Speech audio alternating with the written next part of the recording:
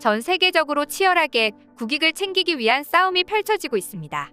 국가의 이익을 위해서는 국가 간의 약속도 어기는 상황이 펼쳐지며 어제는 견제하던 국가가 오늘은 동맹이 되는 일이 생기기도 하는데요. 이런 상황에서 현재 모든 나라가 주목하고 있는 세계 최대 건설 사업 프로젝트가 사우디아라비아에서 시작될 예정이라고 합니다. 그런데 사우디아라비아가 선택한 나라가 미국, 중국도 아닌 한국이라고 하는데요.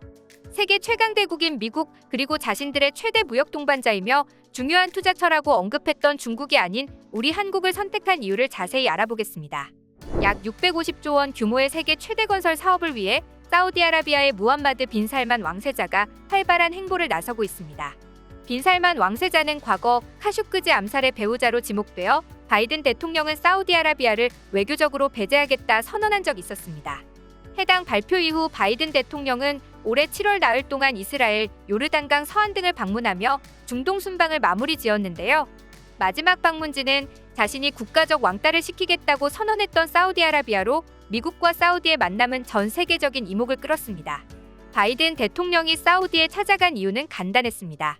바로 치솟는 물가와 석유값을 완화시키기 위해서였는데요. 팬데믹 당시 찍어낸 역대급 양적 완화와 예상하지 못한 러시아, 우크라이나의 전쟁이 맞물리면서 엄청난 인플레이션이 닥쳤기 때문입니다. 모든 공산품의 원재료인 석유값 폭등은 당연하게도 미국 전역의 급격한 물가 상승을 초래했습니다.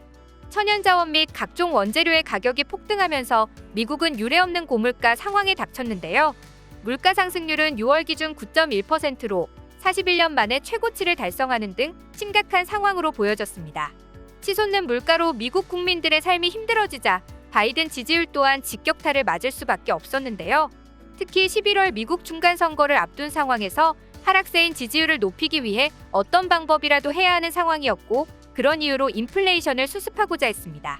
인플레이션을 수습하기 위해선 소비를 줄이거나 공급을 늘려야 하는 방안이 있지만 계속된 금리 인상도 더해져 결국 소비를 막는 방법은 사실상 실행이 불가능했죠. 그래서 원유 공급을 늘리는 방법을 선택했고 이런 이유로 사우디아라비아행 비행기 티켓을 끊게 된 것입니다.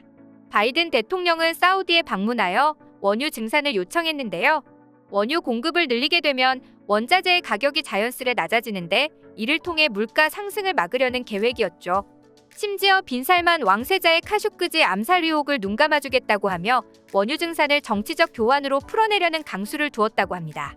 그럼에도 사우디아라비아는 석유를 증산하지 않겠다는 태도를 유지했는데요. 사우디아라비아와 미국의 관계는 2001년도 최악의 사건 9.11 테러 때부터 조금씩 틀어지기 시작해 2003년 이라크 전쟁과 아랍의 핵 개발을 포기시키는 일까지 미국과 사우디는 크고 작은 마찰이 많았습니다. 그리고 가장 큰 갈등으로는 역시나 미국이 사우디아라비아의 왕세자를 암살 배우자로 지목했다는 점인데요. 결국 외교 실패로 이어진 해당 회의는 항상 갑의 위치에 있던 미국이 사우디에 백기를 든 것과 같은 상황이 되었고 사우디아라비아의 빈 살만 왕세자는 국제사회에서 위상을 되찾게 되었습니다. 이외에도 빈 살만 왕세자는 각종 혁신 정책들을 내놓아 자신감을 되찾았다고 하는데요. 그중 하나가 바로 네옴시티 프로젝트의 최고 핵심 사업 더 라인의 조감도를 전 세계에 공개한 일입니다. 네옴시티는 사우디에서 기획 중인 지구 역사상 가장 거대한 프로젝트로 650조 원의 엄청난 예산이 필요한 최대 건설 사업입니다. 이는 사우디가 제2의 두바이를 목표로 조성하는 스마트 시티와 경제 자유구역의 특구인데요. 그리스어로 새롭다는 뜻의 네오에 아랍어로 미래를 뜻하는 무스타크발의 M을 합쳐 만든 단어로 사우디 북서부 홍해 연안 황야에 초대형 주거 공간 및 사업용 신도시를 건설하는 2030 친환경 미래도시 프로젝트입니다. 규모는 서울시의 약 44배 크기로 약 26,500km로 추정되죠. 네옴시티는 자급자족형 직선 도시인 더 라인, 바다 위에 있는 첨단산업단지 옥사곤, 규모 친환경 산악관광단지 트로제나로 구성되어 있으며 이번에 발표한 것이 바로 직선도시 더 라인이었는데요. 유리벽 안에 도시 더 라인은 도시 전체를 유리벽에 담긴 하나의 건축물로 만드는 프로젝트입니다. 길이 170km, 폭 200m의 유리벽으로 이루어져 마치 공상과학 SF 영화에서나 볼 수 있는 모습을 하고 있는데요. 건물 길이만 해도 서울에서 대전까지의 거리보다 길고 높이도 500m로 뉴욕 엠파이어 스테이트 빌딩보다도 높은 건축물이 될 예정이라고 합니다. 이는 세계에서 12번째로 높은 건물이 될 뿐만 아니라 가장 긴 건물이라는 타이틀까지 얻게 되는데요. 내부 또한 엄청난 첨단 시스템을 지니고 있어 도시 양끝을 고속철도로 20분 만에 이동할 수 있으며 집, 학교, 공원, 직장을 도보 5분 만에 도착할 수 있고 그린 수소와 태양, 풍력 에너지 등 100% 재생 가능한 에너지로 전력을 공급할 예정이므로 기후 변화에 타격이 없는 완벽하게 쾌적한 환경이 보장된다고 합니다. 사우디아라비아는 네옴시티를 통해 사우디의 주식 시장 가치가 1조 달러 이상 증가할 것으로 예상한다. 아부다비보다 큰 도시를 만들겠다고 발표했는데요. 왕세자는 기자간담회에서 건설에만 약 3,200억 달러가 투자되며 일자리 창출과 경제적 가치 그리고 인구 증가를 위해 네옴시티를 개발할 예정이라고 답했습니다. 곧 다가올 2026년에는 네옴시티에서 45만 명이 거주할 수 있고 완공 예정인 2030년에는 150만에서 200만 명의 사람들이 살 수 있을 것이라고 전했습니다. 그런데 이런 첨단 산업의 끝판왕이라 불릴 수 있는 더라인 구축을 위해 빈살만 왕세자가 우리 대한민국을 방문했다는 점이 모두를 놀라게 했습니다.